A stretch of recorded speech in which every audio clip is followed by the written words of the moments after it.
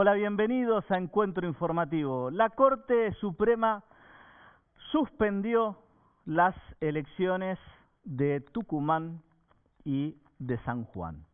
Ahora, ¿qué es lo que sucedió o por qué dictó esta medida cautelar suspendiendo las elecciones? Que en el caso de San Juan, aparentemente la decisión de Uñac sería hacer solamente las elecciones legislativas provinciales igual este domingo, ¿sí? Recordemos que en ambos casos las elecciones se iban a producir este domingo. En principio San Juan va a hacer las legislativas de todos modos y quedaría pendiente la elección de gobernador y vice para algún futuro próximo. ¿Qué sucede? En primer lugar, vamos a analizar un poquito la situación de Tucumán. El artículo 90 de la Constitución de Tucumán, ¿sí?, dispone que el gobernador y el vicegobernador duran 4 años en sus funciones y pueden ser reelectos por un periodo consecutivo. El vicegobernador, aun cuando hubiese completado 2 periodos consecutivos como tal, podrá presentarse y ser elegido gobernador y ser reelecto por un periodo consecutivo. Si el gobernador ha sido reelecto para un segundo periodo consecutivo, no puede ser elegido nuevamente, sino con el intervalo de un periodo. Lo mismo resulta de aplicación para el cargo de vicegobernador. En el caso de Mansur, él fue 2 veces vicegobernador, ¿sí?, entre 2007 y 2015, y 2 veces gobernador.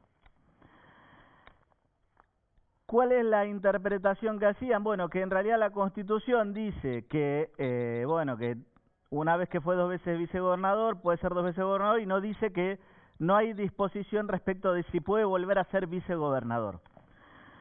¿Qué es lo que sostuvo la Corte para este caso? Bueno, que nuestra Constitución Nacional dispone que la forma de gobierno, ¿sí?, es el sistema representativo republicano, ¿sí? Y que dice también que las constituciones provinciales deben dictarse ateniéndose al sistema republicano. ¿Y cuál es el origen del sistema republicano? Bueno, básicamente que nadie pueda perpetuarse en el poder, porque esto era justamente lo que sucedía con las monarquías. Entonces, tras 16 años siendo vice o gobernador, es lógico que sea necesario recurrir a el intervalo de un mandato, ¿sí? Y esto no implica que no pueda presentarse, nada le impide presentarse como diputado, si correspondiera senador, en el caso de que sea esta la elección en la que corresponda la elección de senadores en la provincia. Y por supuesto que esto no implica que el espacio gane o no gane una elección. Recordemos el antecedente más próximo que tenemos, que es el de Beretilnec en Río Negro, que asumió en este caso como gobernador tras el fallecimiento de Soria, después fue reelecto y cuando quiso ir por la reelección, la Corte le denegó esa posibilidad, ¿sí? Y finalmente Arabela Carreras, por ese mismo espacio, es hoy la gobernadora. Entonces, no quiero entrar en esta cuestión de si esto es o no un ataque contra una ideología, porque la verdad es que en los casos en los que la Corte, porque hay otros antecedentes también, el antecedente de La Rioja, en todos los casos, si bien una persona no pudo seguir en el poder, el espacio siempre ganó, ¿sí? Siempre el partido político por el cual iba, porque en definitiva, si el oficialismo ha hecho bien las cosas, si la gente los quiere seguir votando, bueno, es lógico que ese espacio político siga gobernando. Lo que no quiere la forma republicana de gobierno es que una persona sea siempre la que gobierna. En el caso de la provincia de San Juan, el artículo 175 de la Constitución, esto es lo que dicen los fallos, ¿no? Porque después en las noticias salen las cosas de acuerdo a lo que la línea editorial sostiene, pero el 175 de la Constitución de San Juan dice que el gobernador y el vice duran 4 años en el ejercicio de sus funciones y pueden ser reelegidos consecutivamente hasta 2 veces, ¿sí? ¿Qué es lo que sucede acá con Uñac? Bueno, básicamente algo similar.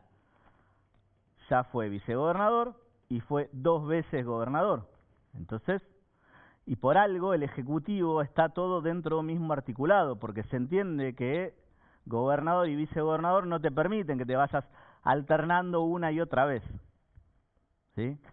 Es una cuestión, si se quiere, donde estaría el margen de discusión, pero si tuviéramos eternamente, pensemos en el caso, por ejemplo, de los Rodríguez A, si se quiere, que gobiernan la provincia de San Luis desde hace muchísimos años. No se han ido alternando como gobernador y vice los hermanos, más allá de que hoy, a priori, no tendría la misma relación que tenían en otra época. No se fueron alternando en los cargos de gobernador y vice. Fue uno, fue el otro, cuando iba uno, el otro era senador. Eso sí está dentro del juego armónico de la Constitución nacional y provincial, porque además pasan a integrar distintos poderes, ¿sí?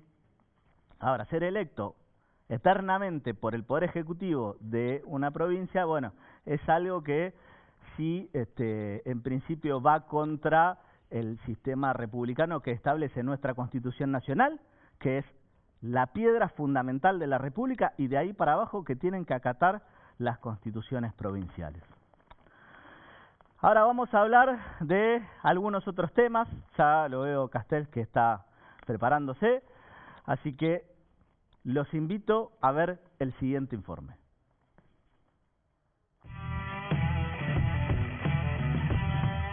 No tengo el sueldo que merezco, no tengo la vida que merezco y realmente me duele. Un jubilado sin medios está sometido.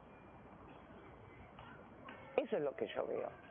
Porque tiene que pensar en una sola cosa. ¿Cuál? Sobrevivir. No ceno. ¿Por qué no cenás? Ya sería un gasto extra que en este momento no me puede dar ese gusto. Alcanza apenas, ¿por qué? Porque la comida es carísima. Cuando vas al supermercado y no encontrás ninguna oferta, ninguna promoción, Sí. ¿cómo vuelve el chango? Vacío. Tuve que renunciar a no poder salir a comer afuera, a no poder comprarme algo de ropa. Lo que yo reclamo para todos los que están en mi condición es que nos devuelvan nuestros derechos, que no nos roben nuestro trabajo y nuestros aportes. Eso es lo único que pido para todos. No quiero que los gobernantes se agarren de que entre nosotros nos ayudamos, que ellos tienen que poner lo que corresponde. Me da no vergüenza, tristeza, porque después de haber trabajado tantos años, hasta la epidemia trabajé, terminar, decir que vengo acá y paso buenos momentos y estoy con buena gente y paso unas horas bien, pero vuelvo a mi casa y sigue siendo lo mismo. Reclamamos al gobierno nacional que nos resulta inaceptable que la inmensa mayoría de los 7,5 millones de jubilados y pensionados que somos en este país estemos ganando 1.000 pesos por día en el caso de los pensionados y 1.200 en el caso de los jubilados, mientras que por otro lado la vicepresidenta de la Nación cobra 4.144.000 pesos cada 30 días. Lo sentimos como un ultraje. Alberto Fernández no ha caído porque hay un gobierno peronista y están sobornados y comprados la casi totalidad de los dirigentes de la CGT, de los sindicatos y de los movimientos piqueteros. Ofrecen de soborno valores multimillonarios que usted como trabajadora de prensa, sus compañeros, sus camarógrafos tardarían años y años.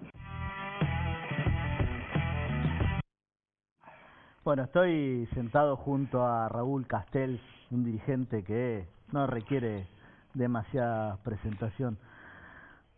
Raúl, en el 2001 dijiste, corregime si no soy exacto, que por la crisis económica estaban comiendo gatos, ¿no? Algo más o menos así. ¿Estamos en una situación similar?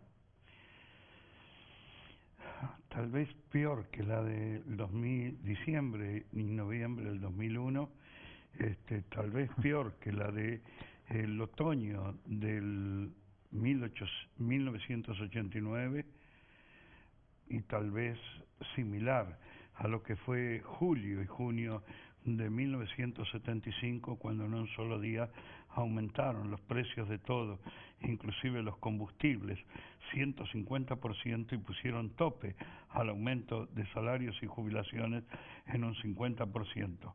Las tres veces sí, terminó levantamientos populares por aplicar las mismas políticas que está aplicando el gobierno de Alberto Fernández y Cristina Kirchner. Y permítame 10 segundos con una referencia a la cifra que dije en la presentación que ustedes hicieron.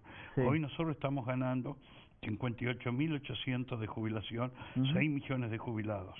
Pero la vicepresidenta no gana 4.170.000, como dije en ese momento. Hoy cobra 9.100.000 pesos. Nosotros 58.800, ella 9.100.000 pesos cada 30 días.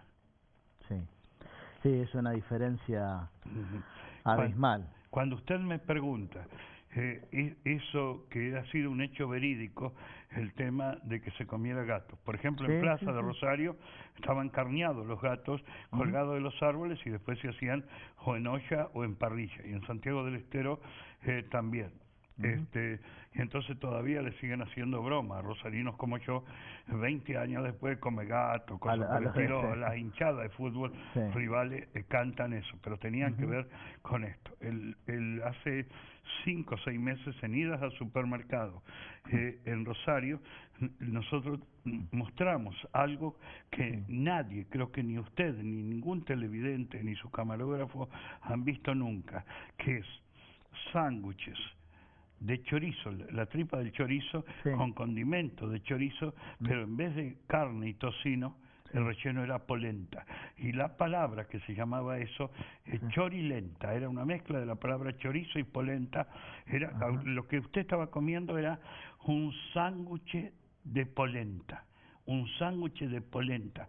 Jamás en la Argentina se comió un sándwich de polenta. Se comió un sándwich de cualquier cosa, menos de polenta. Bueno, eso, el chorilenta es lo que se daba en montones de comedores comunitarios y se está dando en este momento, por ejemplo, en la ciudad de Rosario. Eso a raíz de los reclamos que le hacen en más de una oportunidad al Ministerio de Desarrollo de que lo único que mandan es polenta, maíz sin gallo. Ni siquiera eso. Ahora no están mandando nada, ni a las escuelas, que van 3 millones de chicos a desayunar o merendar o almorzar, y unos 10 millones de adultos y también chicos en los comedores comunitarios, merenderos de los barrios. Las cifras son oficiales, en el caso del Ministerio de Educación y del ex ministro Daniel Arroyo, la cifra de los 10 millones. Nada de nada. Lo de Tolosa Paz y lo de la Kirchner y Alberto Fernández llega a una situación peor que con lo de la Rúa, peor que el final de Alfonsín, peor que el gobierno de Isabel Perón, en el nivel de hambre que han llevado a este país. ¿Y por qué no explota? Por algo que contamos ahí en la introducción que ustedes hicieron. El nivel de sobornos es tan grande, y además en particular de la Casa Rosada, del gobierno del Ministerio de Desarrollo Social de la Nación, a través de Tolosa Paz y de los servicios de inteligencia, que el grueso de los dirigentes de los sindicatos, de la CGT, de la CTA, de los movimientos piqueteros, es un nivel de soborno absoluto. Cuando decimos en la nota, por ejemplo, todos los trabajadores que hay acá, y además es muy difícil que en toda su vida de trabajo lleguen a juntar lo que ellos se llevan por ahí en unas semanas, unos meses, y esto que lo otro y demás. Es tanto el nivel de corrupción. Además, yo he contado para la Navidad del 2021, nosotros estábamos reclamando 3.000 planes sociales. Entonces en un momento nos llaman del gobierno nacional. Sí. Entonces lo que nos dicen, tuteándome, Raúl, no te podemos dar 3.000 planes como pedís. Haz esto, dale de baja a 100 compañeros tuyos, sí, y en una tarjeta vas a tener la plata de las 100 personas. El plan hoy es 40.000 pesos. Sí. Lo de 100 serían 4 millones por mes. 4 millones por mes. Ajá. Entonces la reacción mía fue decirles... Eso no lo había escuchado nunca. La reacción mía fue decirles, pero vos estás loco. Y entonces me dicen, bueno, si no lo querés poner a tu nombre, poné a alguien de confianza tuya. Es decir, que alguien cobre una tarjeta de 4 millones de pesos a cambio, que no estemos contando estas cosas en su programa y adelante de estas cámaras y demás. 4 millones por mes, pero eso es la chuchería. Usted calcule lo que es el movimiento Evita Funcionarios del Gobierno, Somos Barrio de Pie, lo mismo, la corriente clasista y combativa. Raúl, UTEP, 4 palos por mes hace 2 años no es ninguna chuchería, es una fortuna. No, estamos, pero en relación a los sobornos que hay, lo que le quiero decir, eso lo que le cuento es una insignificancia y demás, pero así se maneja la Tolosa Paz, así se manejan desde el gobierno. Y nos contaba un luchador de años como Emilio Alí, que estaba en la CTA y en el sector de Luis de Lía, nos contaba que algunos cobraban en desarrollo social, otros cobraban en La Rosada y otros cobraban a 100 metros de ahí, donde está la sede del Servicio de Inteligencia del Estado. En la sede del Servicio de Inteligencia del Estado cobran dirigentes, piqueteros y sindicalistas, o en la Casa Rosada, o en Belgrano y 9 de julio. Por eso los gremios no hacen nada tampoco. ¿Cómo? Por eso los gremios también están Claro, amigos, claro.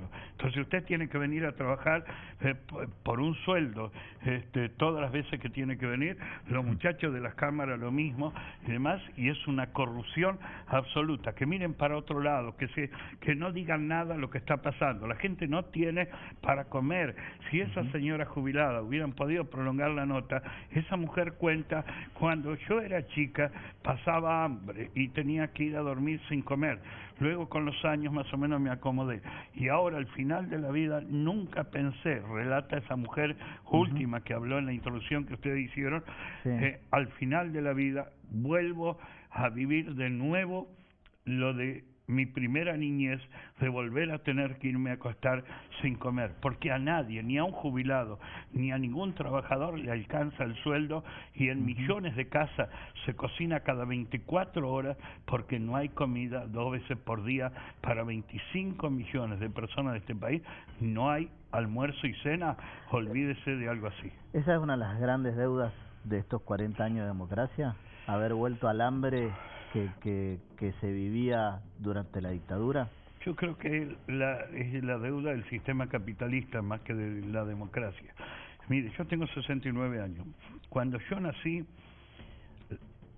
con una pobreza en la Argentina del 4%. A los 69 años, tomando los datos de la UCA, el Observatorio Social de la Universidad Católica Argentina, la pobreza es 42% y la indigencia es 11%.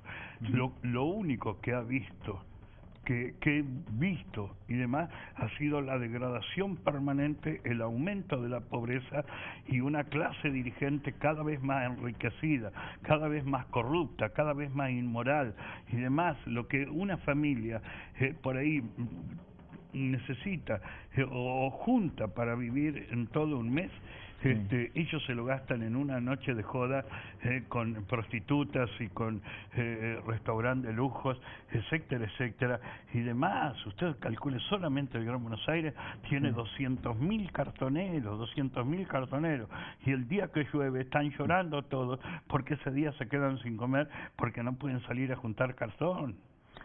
Raúl, ¿se va a presentar estas elecciones? Sí, vamos de candidato a presidente,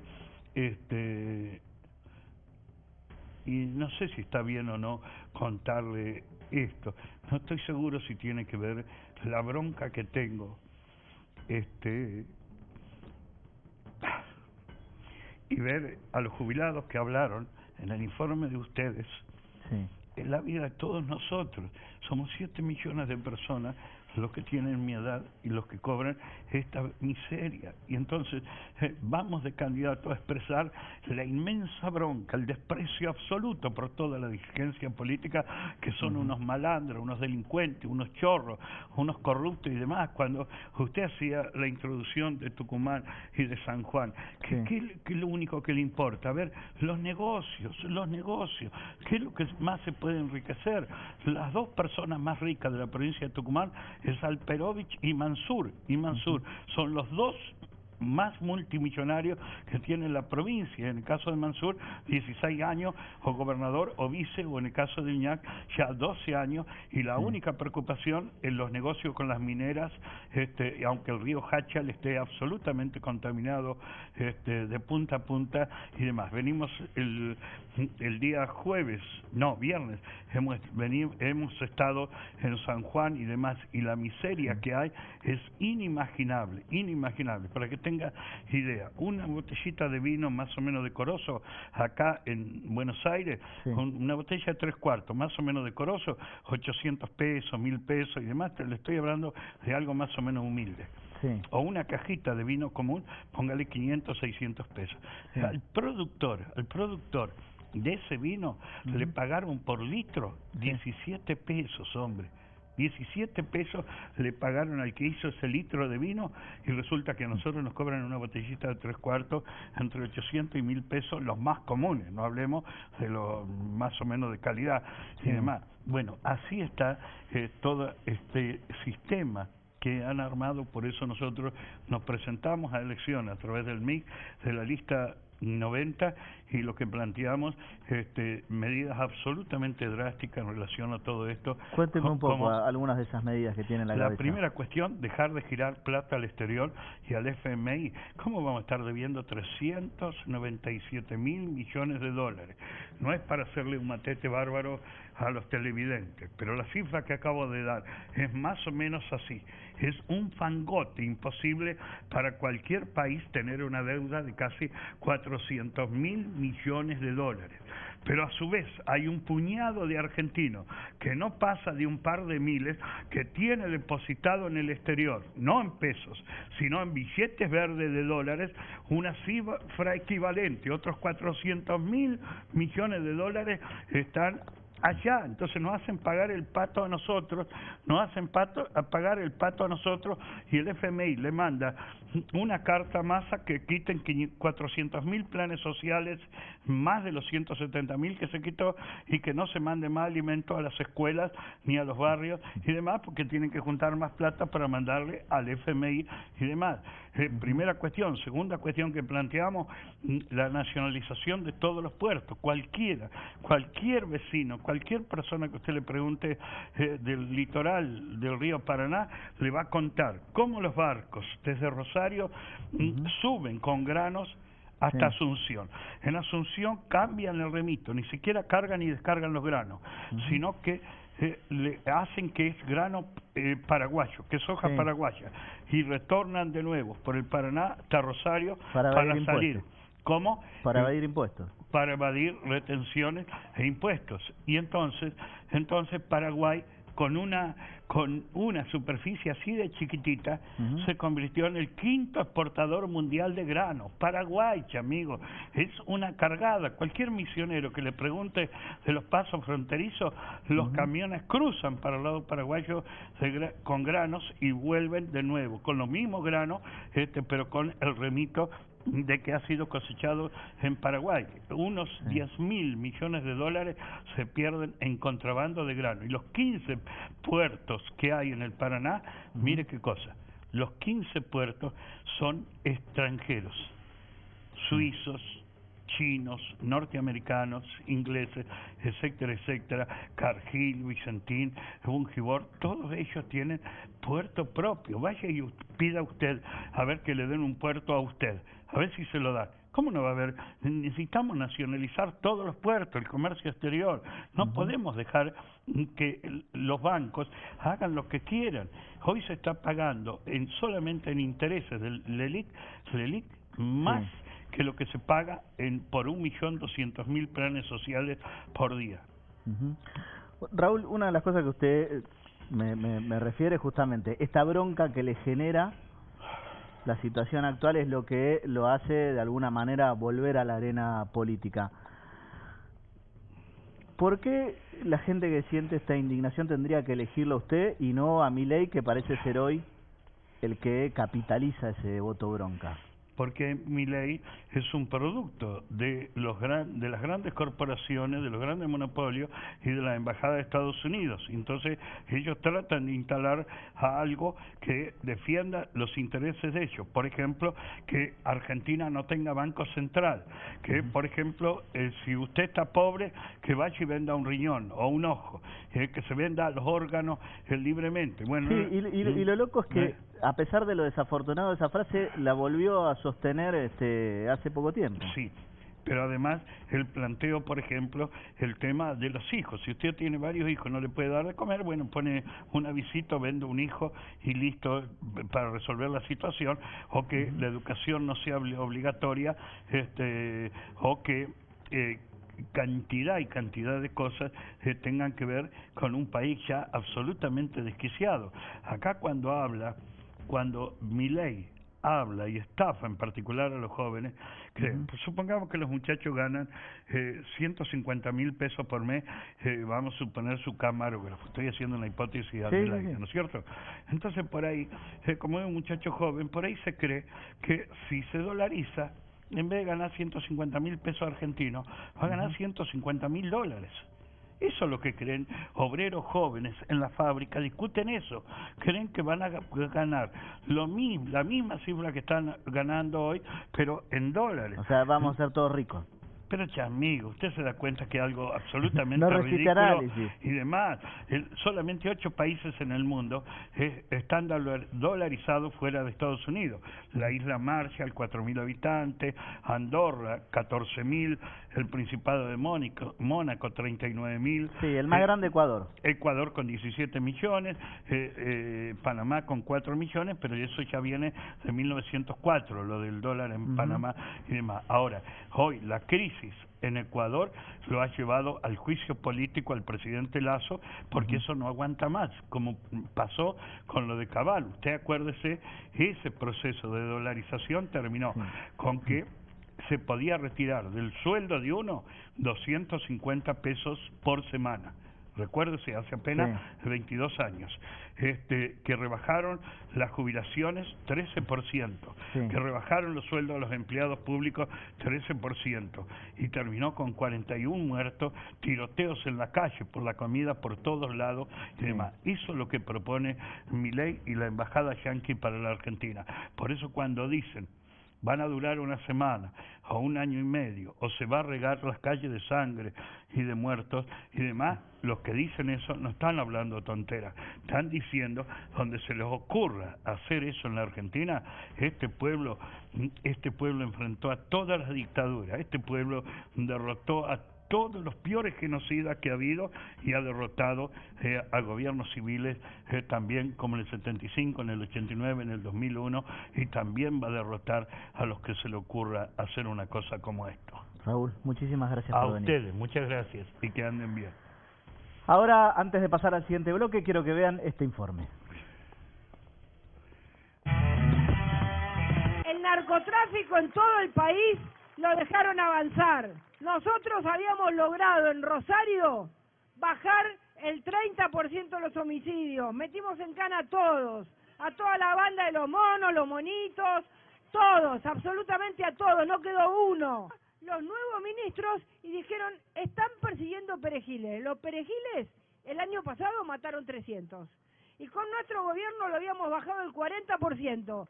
Necesitamos cuidar nuestro mar y necesitamos también que no puedan andar con armas en una moto y matar a la gente como la están matando en Rosario. El kirchnerismo está en una estrategia de hace mucho tiempo de salir del gobierno para hacer una preservación de su reserva ideológica y mandar a la cancha a los Massa, a los Scioli, a todos aquellos que para ellos son digamos, de otro sector, de otra... Descartables, la centro derecha. Descartables. Claro.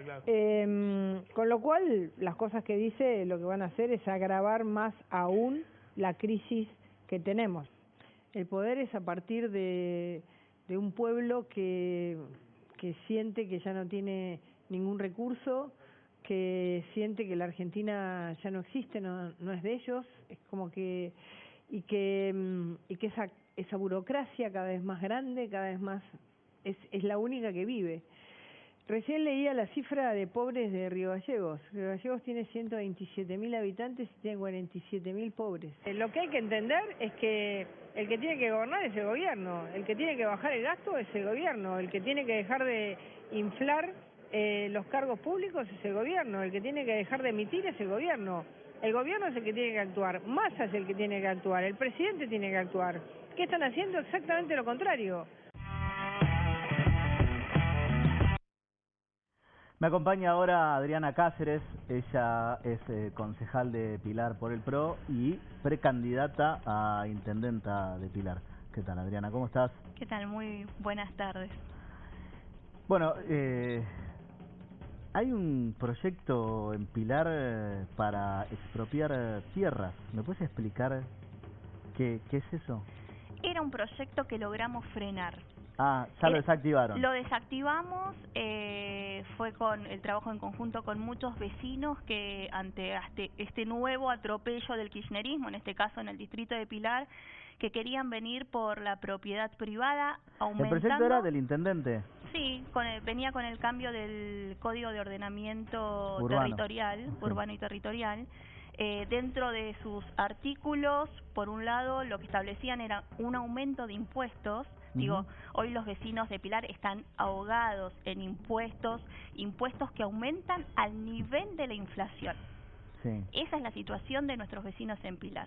Venían por un aumento de impuestos en los casos de los terrenos baldíos, las edificaciones paradas o derruidas, y si en 5 años no se utilizaba el suelo, obligando a los propietarios a hacer uso de su suelo, el municipio podía de manera discrecional y arbitraria, sin ningún tipo de control, ir por la propiedad privada.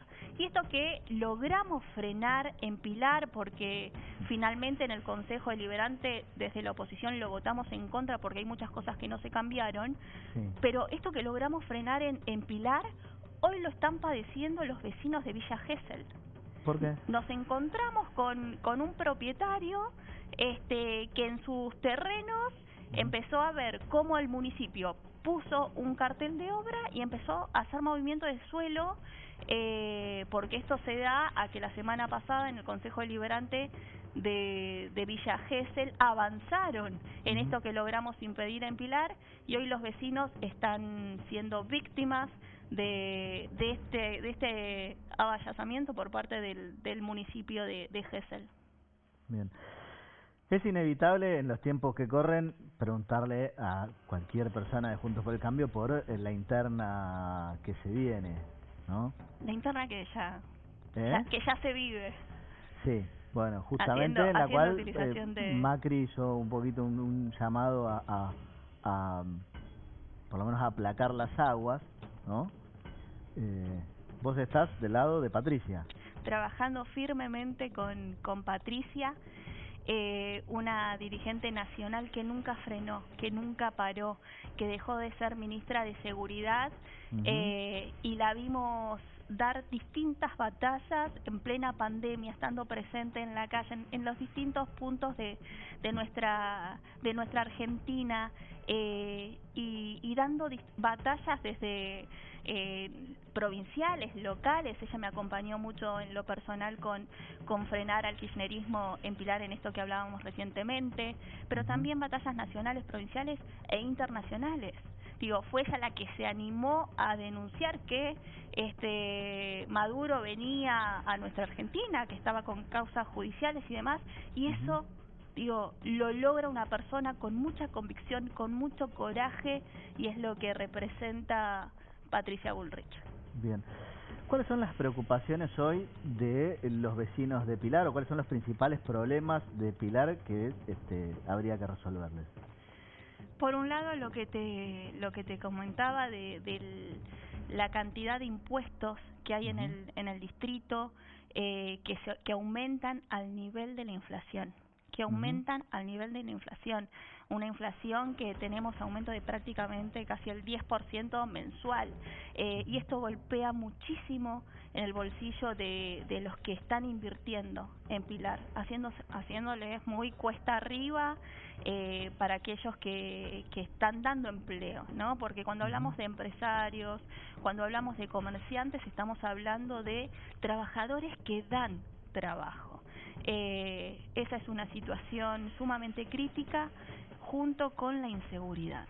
Esto que vemos en distintos puntos de nuestro país también se vive en Pilar, donde los vecinos tienen que autoorganizarse por grupos de WhatsApp, alarmas privadas, videos, y vemos cómo en un lugar donde era muy seguro, muy verde, donde los pilarenses podíamos transitar con mucha libertad, hoy pueden ser las 5 de la tarde, pueden ser las 4 de la mañana, y podemos ver visiblemente víctimas de la inseguridad. Pues que Pilar tiene un gran contraste socioeconómico. Por un lado está lleno de barrios cerrados, country, etcétera, y por otro lado, bueno, gente que la está pasando muy mal, y ese contraste, bueno, es muy difícil de manejar. Pero la crisis a la cual nos está derivando el kirchnerismo la padecemos todos, y la padecen todas las clases sociales. Vimos este año cómo asesinaron al empresario Blaquier a plena luz del día en Panamericana, y vemos cómo hay muchas víctimas de inseguridad en distintos barrios de nuestro Pilar. Vemos la inseguridad presente, pero no vemos patrullaje ni siquiera de móviles, porque lo que te dicen los agentes, la policía, es que no tienen para la nafta. Esa es la situación de hoy, y no vemos policías, que antes sí se veía caminando en los centros comerciales, caminando en los barrios. No hay seguridad, y tanto la crisis económica como la crisis de inseguridad la sufren todos los pilarenses. ¿Y qué se puede hacer desde la Intendencia, por ejemplo, para dotar a la policía de más elementos? Digo, hay cuestiones simples como, sí, obviamente, un patrullero que no tiene nafta no puede circular. ¿Se puede hacer algo desde el municipio para ese tipo de cosas? Se puede hacer muchísimo. Se puede hacer desde, primero, tener un municipio ordenado, limpio e iluminado. Es clave. Es el ABC que cualquier vecino le pediría a su intendente, a su intendenta que resuelva. Hoy vemos un Pilar donde al caminar las calles nos encontramos con montículos de basura, de ahora con que estamos en tiempos de poda, de ramas. Los barrios tienen que estar limpios, ordenados, y eso ya de por sí, que esté limpio y que esté iluminado y que no haya pastizales, eso genera clima de seguridad. A esto tenemos que sumarle la coordinación que tiene que hacerse desde la Intendencia con el Ministerio de Seguridad en cuanto al despliegue de las fuerzas policiales que hoy no se ven en el distrito. Un centro de monitoreo que en nuestra gestión se logró inaugurar, y hoy tenemos muchas denuncias por parte de gente que trabajaba en el centro de monitoreo y fueron desafectadas de esa función. Y otra de las cosas que logramos hacer en nuestra gestión y que hoy no se está desarrollando es acompañar a los vecinos en las instalaciones de las alarmas, botones antipánicos, y tener desde la Intendencia un trabajo continuo también con las fiscalías y las áreas judiciales.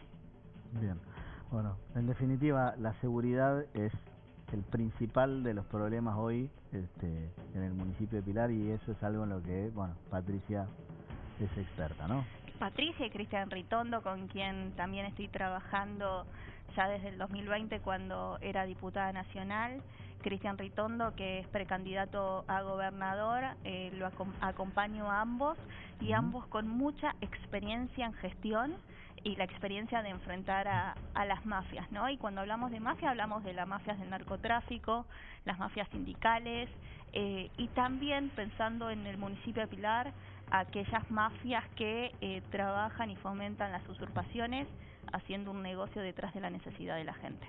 Adriana, muchísimas gracias por venir. Antes de pasar al siguiente bloque, quiero que vean este informe sobre el fallo de la Corte Suprema. La Corte no pide, la Corte ordena. Y la Corte ha ordenado un traslado al fiscal de Estado y al gobierno de la provincia, creo, por el término de 5 días. No hay que ser un gran mago de la matemática para entender que 5 días ya pasó el domingo. Así que todo lo que viene después es un problema jurisdiccional entre la Corte Suprema, el gobierno de la provincia, el fiscal de Estado o quien fuere. Nosotros estaremos, como bien dijo el doctor Olivares, a la resulta de lo que pase en ese pleito, del cual somos absolutamente ajenos. Bueno, uno estima que sí, Domi. A ver, en la República Argentina se han incumplido fallos de la Corte, pero sería ya, te digo, de gravísima institucionalidad el no respeto de lo que tiene que ver un proceso electoral, porque después ya te lo declaran nulo. Con lo cual uno estima que este domingo al menos las elecciones en esas 2 provincias no se van a llevar a cabo por una cuestión de tiempo. Estas provincias han tenido una respuesta distinta. Tucumán suspende todos los comicios, San Juan solamente suspende la categoría de gobernador y vicegobernador y realiza el resto de los cargos provinciales que se ponen en juego. El problema que la Corte Suprema de Justicia, de todos los caminos que tenía para resolver esta cuestión en los plazos procesales que tenía disponibles, utilizó el menos idóneo de todos y le genera un grave daño al sistema democrático. Su visión sobre el fallo de la Corte y la suspensión de las elecciones en San Juan y Tucumán, por favor.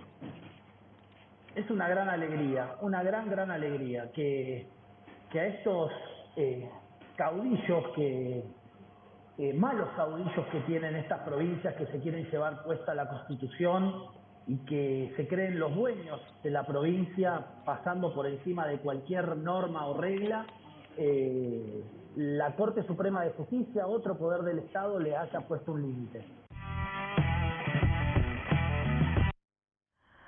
Para hablar de este tema me di el gusto de invitar a un colega y amigo, Martín Casares. Él fue jefe de gabinete de Garabano mientras fue ministro de Justicia, hoy secretario general del Colegio Público de la Abogacía de la Capital Federal. ¿Qué tal, Martín? ¿Cómo estás? ¿Qué tal? Mucho gusto y muchísimas gracias por la invitación. Para mí es un placer estar acá con todos ustedes. Bien. Bueno, explicamos un poquito al principio, por las dudas reitero. La Corte suspendió en 2 fallos las elecciones de San Juan y Tucumán, básicamente porque entiende que la perpetuación en el poder tanto de Mansur como de Uñac violenta el texto constitucional tanto nacional como provincial, ya que excederían los mandatos permitidos por las constituciones provinciales y, bueno, se dieron distintas repercusiones. Acá tenemos un tuit de Alberto Fernández que dice: la suspensión de las elecciones en San Juan y Tucumán deja a la democracia como rehén. Vamos a enviar los antecedentes de estas decisiones para que se sumen a las causales de juicio político, para seguir demostrando cómo esta Corte viola la división de poderes y el federalismo. ¿A vos te parece, Martín, que viola la división de poderes un fallo de la Corte? O en este caso la cuestión constitucional. Pareciera que justamente es todo lo contrario, porque la Corte, en su función de control de los otros poderes, desde un poder judicial independiente y autónomo de los restantes, de alguna manera baja una línea que es muy interesante en tanto y en cuanto cuidar el sistema republicano, y esto tiene que ver con lo que mencionabas recién de aquellas candidaturas repetidas a lo largo del tiempo que básicamente, quizás cambiando de rol en algún caso, siendo primero gobernador, candidato a vice o jefe de gabinete, pero que de alguna manera atacan, ¿no?, lo que es la sustancia de la forma que tendría que ser de alguna manera oxigenada y respetando los periodos que establecen las constituciones provinciales, pero también la Constitución Nacional, con lo cual me parece que es un fallo novedoso e importante que sienta una jurisprudencia bien interesante en la materia, ¿no? Sí, y que además no desentona con otros fallos que ya se habían dado, como el caso, por ejemplo, de Río Negro. Acá tenemos un título: Sergio Uñac vinculó a Patricia Bullrich con el fallo de la Corte que suspendió las elecciones en San Juan.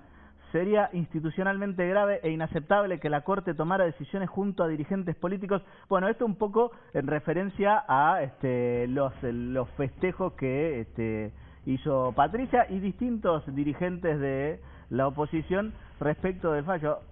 Ahora, de que lo festejen a que la Corte los decida con ellos, me parece que hay una gran distancia. A ver, creo que es un fallo para celebrar institucionalmente, en términos, digamos, políticos, pero de eso no tiene nada que ver con la forma en la que se haya gestado el fallo, los antecedentes, como bien mencionabas. Hay otros casos similares, o sea, no es una jurisprudencia, digamos, rara o distinta de la que se viene expresando la Corte, y la verdad que me parece que este tipo de ataques, como también los ataques del presidente a la Corte Suprema, lo que básicamente tratan de hacer es, de alguna manera, pegarle a la confianza y a la imagen del Poder Judicial frente, que es un poder básicamente que habla según sus sentencias, ¿no? Que no sale a chicanear, a hacer declaraciones provocativas con titulares llamativos o redes sociales y Twitter, y de alguna manera es fácil.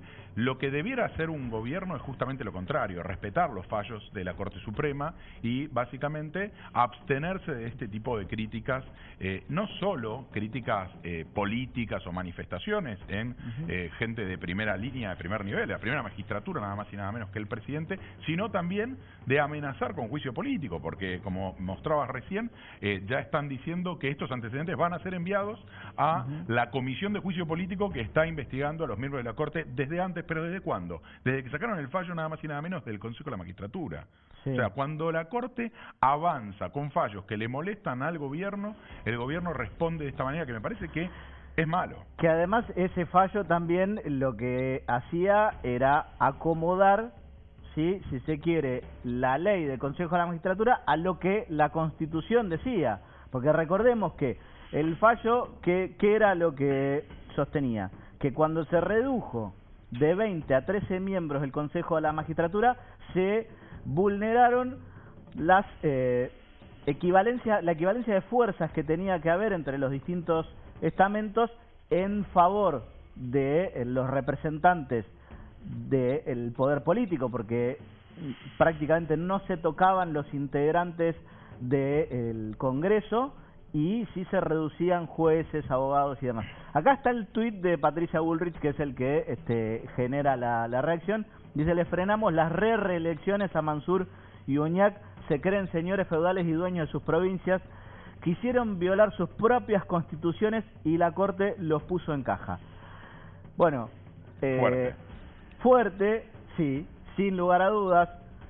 Yo a veces no sé hasta qué punto este tipo de declaraciones colaboran, pero la realidad es esa. En el caso de la Constitución, si se quiere, más laxa, que es la de Tucumán, bueno, les permitía 2 veces ser vicegobernador, más 2 veces ser gobernador. Son 16 años ininterrumpidos en el poder, y eso es demasiado tiempo, por lo menos para un sistema republicano. Totalmente, totalmente de acuerdo. A ver, a mí me parece que la Corte Suprema vuelve a las bases de la Constitución, a esto de decir, mira, los representantes electos por el pueblo justamente tienen que cumplir con un periodo, en su caso 2, y bueno, quizás hasta una constitución muy permisiva como la de Tucumán, bueno, se pueda llegar a un periodo más largo, pero no puede ser indeterminado. Con lo cual, a mí me parece que bienvenido el fallo, hay que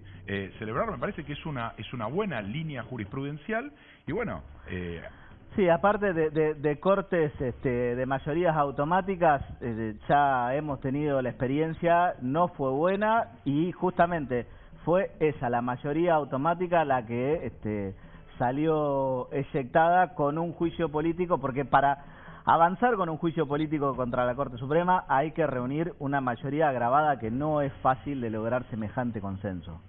Totalmente, tiene que ser realmente por causales que sean graves, que tengan una entidad institucional y frente a casos realmente relevantes. No es lo que hoy está sucediendo, que pareciera que en esa comisión de investigación se está llevando todo tipo de información y en una especie de excursión de pesca para ver de qué manera pueden manchar a los magistrados integrantes de la Corte. Y acá tenemos el tuit de Horacio Rodríguez Larreta, dice: presidente, un cambio total y duradero lo incluye a usted dejando de atentar contra la división de poderes. Acá los únicos rehenes somos los argentinos, rehenes de su incapacidad de gobernar. Bueno, también. Campaña fuerte, sí, sí. Está en campaña, un tuit fuerte, pero por ahí sin tanta referencia a al fallo de la Corte, o bueno, hablando más de la división de poderes, mejor organizado por ahí.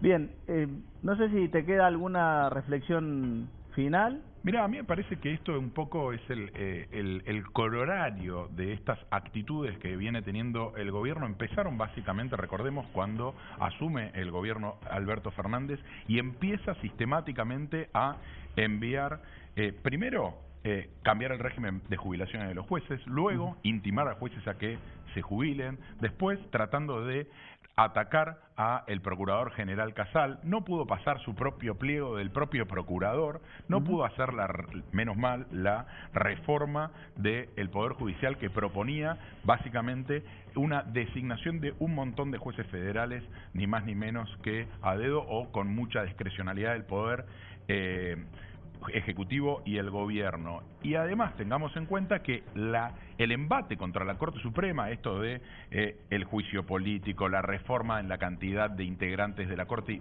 viene de vuelta después del fallo de diciembre, que básicamente, lo que recién decías, devuelve al Consejo de la Magistratura el equilibrio que debe tener en cuanto a los distintos estamentos, digamos, justamente algo que benefició al estamento de los abogados. Martín, estimado, muchas gracias por venir. Por Nosotros nos vemos la semana que viene con mucho más encuentro informativo. Gracias por estar ahí.